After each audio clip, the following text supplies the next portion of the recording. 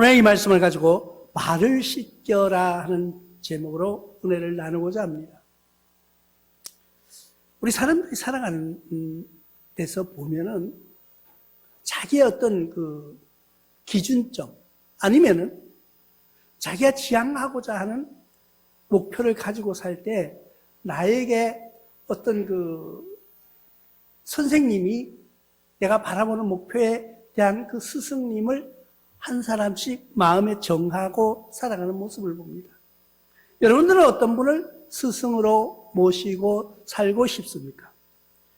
여기 한 어부의 이야기를 소개하고자 합니다. 고기를 잡던 어부가 밤새도록 고기를 잡았는데 도저히 잡을 수가 없었어요. 이 고기가 다 어디 갔는지 알 수가 없는데 한 사람이 갑자기 나타나서 그에게 말합니다. 너 깊은 데 가서 한번 던져봐. 다시 한번 던져봐. 이 깊은 곳이라고 하는 것은 원어로 살펴보니까 골목이라는 뜻이에요. 좁은 곳. 이런 뜻으로 나와 있습니다. 근데 우리 한국어에서 이제 깊은 곳 이러니까 그 깊은 곳이라는 뜻도 있어요. 그런데 그 깊은 곳은 밑이 없는 곳. 끝이 진짜 끝없이 내려가는 그런 끝이라는 뜻이에요. 그러니까 여기에서 예수님이 말씀하신 깊은 곳은 아마도 그 좁은 곳, 그것을 이야기하신 것 같습니다. 근데 이 고기 잡던 어부가 가만히 생각해 보니까 고기는 내가 더 잘 잡는데, 내가 잘 잡는데 한 사람이 나타난 거예요. 그래가지고 그분의 말대로 한번 해본 거예요. 어차피 한번 해보자고 했는데 정말 그물이 찢어지도록 잡힌 겁니다. 누가복음 5장 5절에 나오는 말씀이에요. 시몬이 대답하여 이르되 선생님 우리에게 밤이 새도록 수고하였으되 잡은 것이 없지만 말씀에 의지하여 내가 그물을 내리리라 하고 그 말을 듣고 우리가 밤새도록 잡았는데 못 잡았죠. 우리가 밤새도록 땀을 흘리고 고생했는데 한 마리도 잡지 못했는데 당신이 이야기하니까 내가 한번 막 속는 셈 치고 해보겠다는 뜻이에요. 했는데 그게 잡힌 거예요. 그러니까 갑자기 그분이 어떤 분이에요? 우상이 된 거예요. 선생이 된 거예요. 나의 스승이 된 거예요. 여러분들은 그런 기적을 보고서 선생님을 섬깁니까? 아니면은 학교에서 내가 저분은 정말 그 학식이나 모든 행동이나 모든 것을 보니까 선생님으로 모실만 하고 내가 저분을 닮아가야 되겠다고 생각하고 섬기십니까?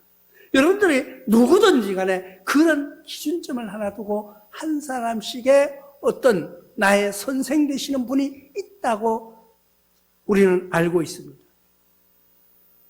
근데 그 선생님은요, 우리가 학교 다닐 때 보면은, 우리 좋아하던 선생님이 한 분 계셨어요.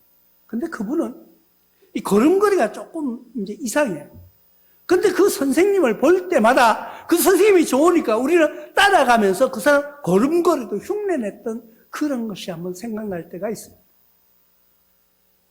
나의 기준점을 두고 내가 좋아하고 내가 존경하는 분은 그분의 모습을 닮아가고자 하는 것이 인간의 모습이에요. 그래서 그분은 선생님으로 모시기로 했던 거예요. 그분이 누구예요? 예수님이고 그 선생으로 모시려고 했던 그 사람이 누구예요? 시몬이라는 사람입니다. 근데 이 선생님을 따라다니다 보니까 놀라운 기적이 또 일어나기도 합니다. 누가복음 8장 24절에 보니까 제자들이 나와 깨어 이르되 주여 주여 우리가 죽겠나이다 한데 예수께서 잠을 깨서 바람과 물결을 꾸짖으시니 이에 그쳐 잔잔하여지더라. 아니 선생님이 고기만 잡으라고 하는 줄 알았는데 오늘날 보니까 파도도 바람도 그에게 순종하더라. 야, 이런 분이 우리의 선생님이다. 이런 분이야말로 나의 구세주구나고 그 선생님을 계속 따라다니는 거예요. 우리가 좋아하는 선생님을, 내가 존경하는 선생님을 사랑하고 그분을 따라하듯이 이 사람들도 마찬가지로 그분을 존경하면서 따랐는데 예수님의 이야기입니다. 예수님을 선생으로 모신 거예요. 또 시몬이라는 사람은 예수님의 제자가 되어서 따라다닌 거예요. 그러면서 그 끝까지 해서 여러 가지 일어나는 기적을, 이적을 보면서 살아가는데 너무너무 신기한 거예요. 그러면은 나와 여러분들은 그런 선생님이 계십니까? 만약에 인간적인 그런 계산적으로 그런 선생님이 안 계시라면은 우리는 예수 그리스도를 우리의 선생으로, 우리의 구세주로 모시고 살아가고 싶지는 않습니까? 지금까지 잘 살아오셨지만은 지금 이 순간부터 나의 마음이 오직 예수, 오직 나의 구주, 나의 선생 되시는 분이라고 섬기고 싶지는 않느냐는 거예요. 물론 직접 보지는 못했어요. 그러나 그 기적을 우리가 눈으로 확인하지는 못했습니다. 그러나 성경은 우리에게 지금도 살아서 우리의 말씀을 통하여서 역사하시면서 보여주고 계신 것을 믿는 여러분들 되시길 바랍니다. 그러면 만약에 그분을 선생으로 모셨다면 나도 또한 그런 모습으로 닮아가는 삶을 살아보지 않으시렵니까? 그것이 뭐예요? 겸손한 실천이라고 말합니다. 겸손한 실천. 마태복음 10장 42절을 통해서 또 누구든지 제자의 이름으로 이 작은 자 중에 하나 냉수 한 그릇이라도 주는 자는 내가 진실로 진실로 너에게 이르노니 그 사람이 결단코 상을 잃지 아니하리라 하시니라.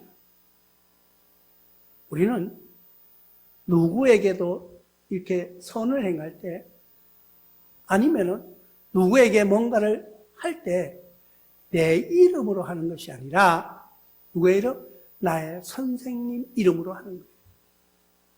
제자된 입장에서. 그러니까 예수님을 나의 구주로 나의 선생으로 모셨다고 그러면은 나의 행하는 모든 일거수일투족이 그분의 모습을 닮아가는데 그분은 어떻게 해서 겸손하게 행하는 일들도 보여주신 것을 우리는 알 수가 있습니다. 그분의 많은 기적들이 있지만은 우리가 예수 그리스도를 구주로 모시고 살아가는, 우리가 예수 그리스도를 선생으로 모신다면은 그 모습을 따라해 보는 거예요. 예수님은 그렇게 말씀하고 계십니다. 누구든지 내 이름으로 작은 한 사람에게 냉수 한 그릇을 주는 사람, 그는 나의 제자가 된다고 말씀해 주시고 계신 것을 볼 수 있습니다. 그 제자의 이름에 결단코 그 상을, 그것을 잃어버리지 않는다고 말씀해 주셨습니다. 그럼 내가 누구에게 뭔 선을 행할 때 내 이름으로 하는 것이 아니에요. 나는 그렇다면 이런 게 있어요. 사람은 자기가 좋아하는 사람에게는요 뭐든지 다 해줄 수 있어요. 우리 손자 녀석들이 오면은 그냥 뭐든지 주고 싶어. 내가 없어서 못 주지 있으면 그냥 다 주고 싶은 거예요. 그건 왜? 사랑하기 때문에. 그 녀석들은 내가 사랑하는 대상이기 때문에. 그런데 예수님의 사랑은 그렇지 않아요. 내가 사랑할 수 있는 사람을 사랑하는 것이 아니라 사랑할 수 없는 사람을 사랑하는 거예요. 그게 겸손한 실천이라는 거예요. 사랑할 수 없는 사람. 세상에는 많은 사람들이 있어요. 나에게 좋아하는, 나에게 박수를 보내는, 나에게 찬송을 보내는, 나에게 칭송을 보내는 그런 사람이 있는가 하면은 때로는 아유 당신하고는 말도 하기 싫어하는 사람도 있다는 것을 우리는 알아야 합니다. 좋아하는 사람만 있는 것이 아니에요. 물론 반대하는 사람도 있다는 거예요. 그런데 우리의 사랑은 뭐예요? 내가 좋아하는 사람만 사랑하는 것이 아니라 반대하는 사람도 사랑할 수 있는 그것이 겸손한 실천이에요. 그런 사람에게, 어린아이 하나에게라는 건 무슨 뜻이? 아주 작은 보잘것없는, 근데 또 물 한 그릇도 사실은 보잘것없는 거예요. 우리 현의 입장에서 보면은. 그런데 뭔가를 섬기려고 하는 거예요. 물 한 그릇도 떠준다는 것도 섬기려고 하는 마음 자세가 중요하다는 거예요. 나와 여러분들은 지금까지 살면서 남에게 조금도 손해보지 않으려고 하고 내가 절대 손해봐서는 안 되는 삶으로 살았다면 지금부터는 손해보는 삶을 살아가 보지 않으시렵니까? 세상적으로 사람이 볼 때는 바보 같아요. 세상적으로 계산하면은 어리숙하고 속이기 좋은 사람 같아요. 그러나 하나님 앞에서는 그게 아니에요. 우리는 속아줄 수도 있는 그런 사람이 되어보지 않으시렵니까? 남을 위해서 나의 모든 것을, 나의 모든 정성을, 나의 모든 사랑을 베풀면서 살아가 보지 않으시는가 하는 것을 생각해 볼 필요가 있습니다. 거기에 유명한 사건이 하나 나옵니다. 한 여인이 있습니다. 이 여인이 돈을 많이 벌었어요. 그래가지고 호흡 자기가 결혼할 준비를 다 해놓은 여인.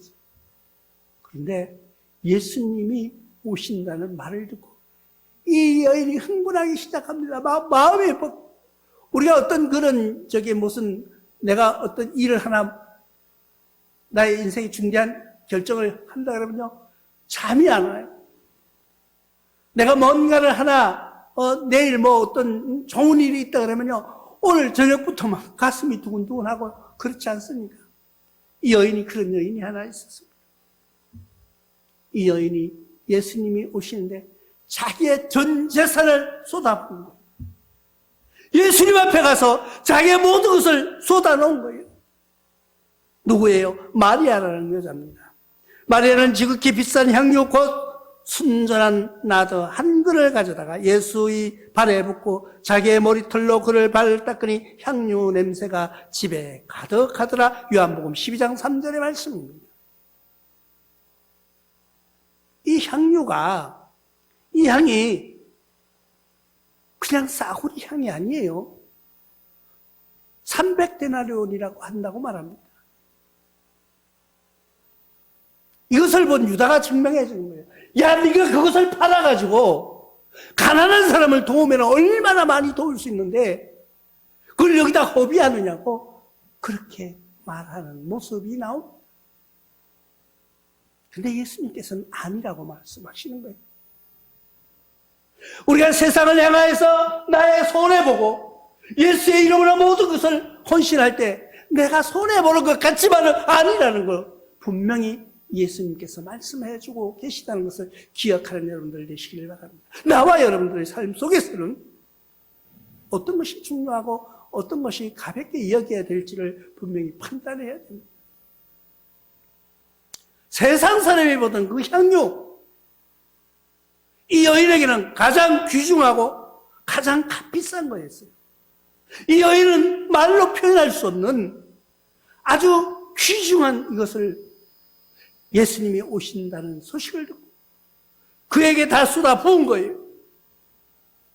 요즘 좀 속된 말로 하면은 예수님 앞에 올인했다는 뜻이에요. 모든 것을 갖다 붓고 그리고 자기의 머리털로 그 예수님의 발을 씻어드리는. 여러분 그런 삶이 어떤가 한번 상상해 보시기 바랍니다. 지금 만약에 예수님께서 오신다면은 지금 이 땅에 예수님이 여러분 앞에 나타나셨다면은 여러분 그럴 용기가 있습니까?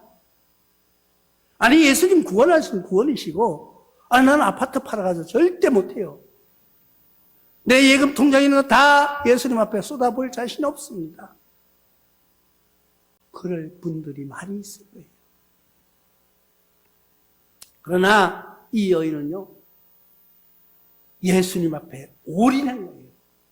우리의 삶을, 우리의 생활은, 우리의 모든 것을 예수님 앞에 올인하는 거예요. 그렇다고 하니까 또 막 다 팔아가지고 교회에다 바쳐라. 그런 뜻이 아니에요.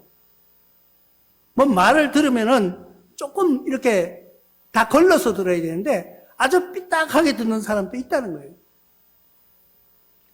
나의 생활, 나의 모든 것이 예수님이 중심이 돼서 살아가는 삶이 되어야 된다는 뜻이에요.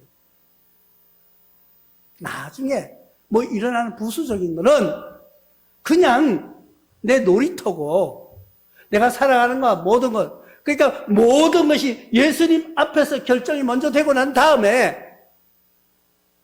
예수님 일에, 교회 일에 먼저 결정되고 난 다음에 시간 남을 때 다른 거 하는 거예요. 그게 온전한 신앙생활이라는 거예요. 내가 그럴 줄 알았어. 말하는 거 보니까 목사님 또 교회에 오리를 또 그렇게 듣는 사람도 있다니까요. 나의 마음과 정성과 나의 온전한 모든 것이 하나님이 중심이 돼서 살아가야 된다는 거예요. 그것이 신앙인들의 자세예요. 세상의 모든 것을 다 하고 난 다음에 시간 남을 때 하나님의 일을 하는 것이 아니라 하나님의 일을 하고 시간 남을 때 세상 일을 하는 거예요. 그 주관이 뚜렷하게 바뀌어야 된다는 뜻입니다. 그러면 신앙인 나와 여러분들이 할 일은 뭐냐는 거죠. 남을 섬기는 일에 힘쓰는 여러분들 되시길 바랍니다.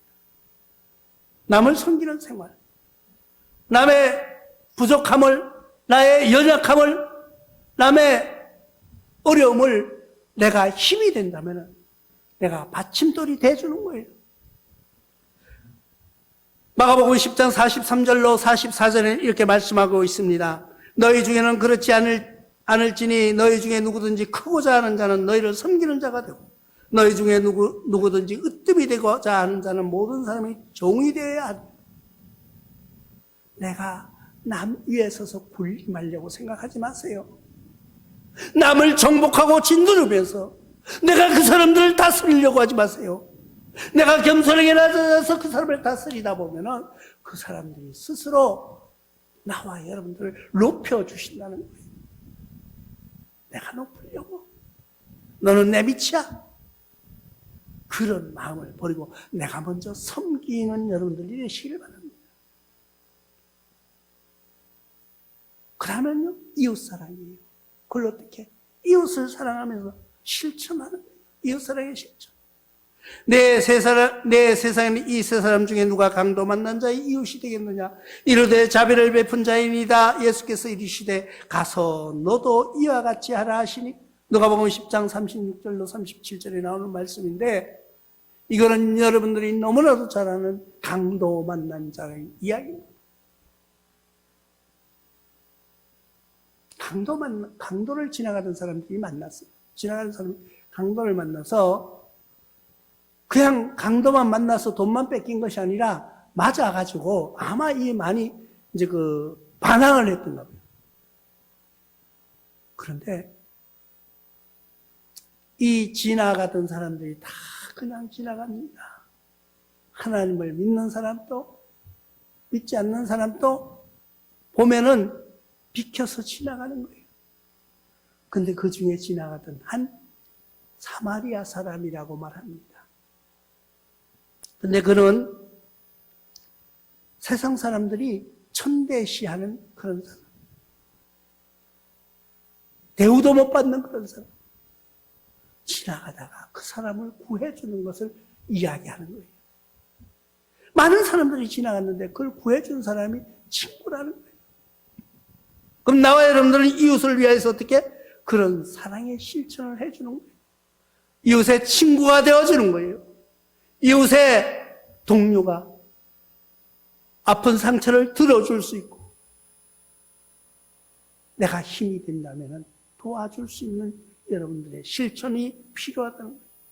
그것이 뭐예요? 그리스도를 본받는 자라고 말씀하고 있습니다.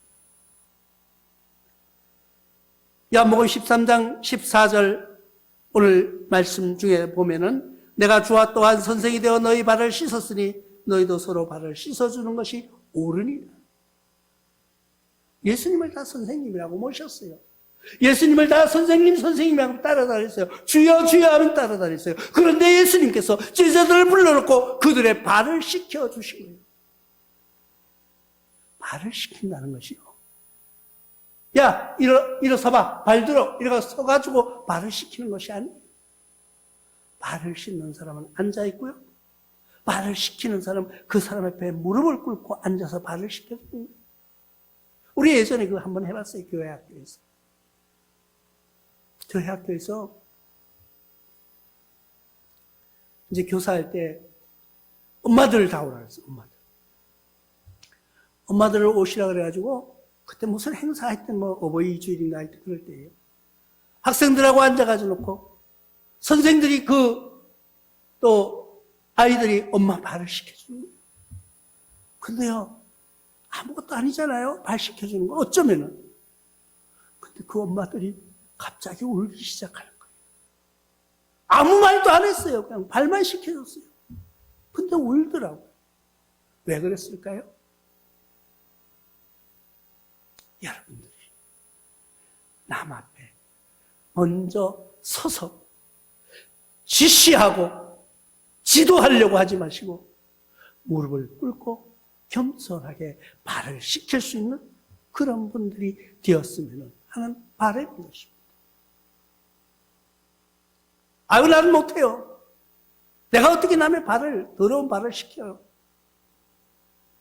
그리고 그 사람 앞에 발 씻기려면 내가 앉아서 앞바다리 할 수도 없고 무릎을 꿇고 앉아서 발을 씻겨줘야 되는데 내가 그 사람한테 어디 가서 무릎. 아니에요.